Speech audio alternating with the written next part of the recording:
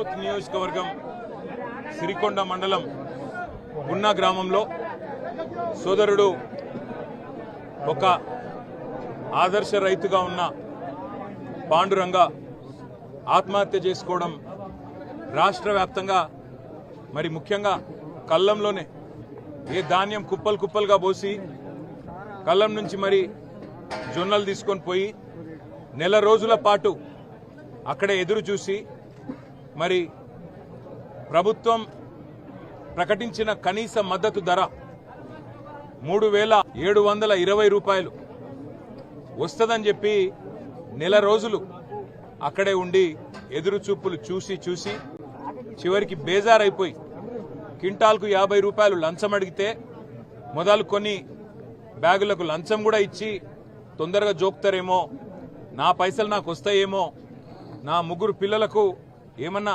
సాయం అవుతుందేమో అని చెప్పి కోషిష్ చేసి ఆఖరికి నెల రోజుల తర్వాత బేజారైపోయి మరి అక్కడనే విషం దాగి తన పంట కుప్ప మీదనే అక్కడనే సిరికొండ మార్కెట్ యార్డ్లో సోదరుడు పాండురంగ గారు చనిపోవడం జరిగింది.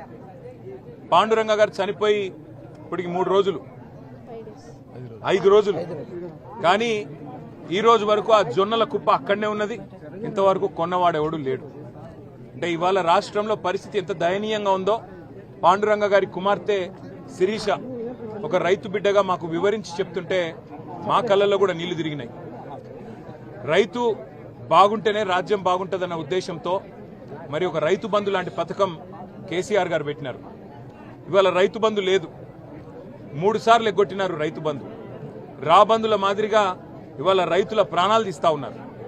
రైతులు పంట పండిస్తే కష్టపడి నువ్వు రైతు బంధు ఇయ్యకున్నా, కరెంటు చక్కగా ఇయ్యకున్నా, రైతుకు ఏ సాయం చేయకున్నా ఆరుగాలం కష్టపడి పంట పండిస్తే మరి 3,720 రూపాయలని మద్దతు ధర అని చెప్పి డైలాగులు కొట్టి మీరు మేనిఫెస్టోలలోనేమో మద్దతు ధర మీదికెళ్ళి బోనస్ ఇస్తాం, ప్రతి పంటకు 500 బోనస్ ఇస్తాం, జొన్నలైతే 3,720 మీదికెళ్ళి ఇంకో 500 ఇస్తాం, అంటే 4,200 ఇస్తామని చెప్పి కల్లబొల్లి మాటలు చెప్పి ఇవాళ మార్కెట్ల ప్రైవేట్ మార్కెట్ల 2,000 రూపాయలకు అమ్ముకునే దుస్థితి తెచ్చింది కాంగ్రెస్ ప్రభుత్వం.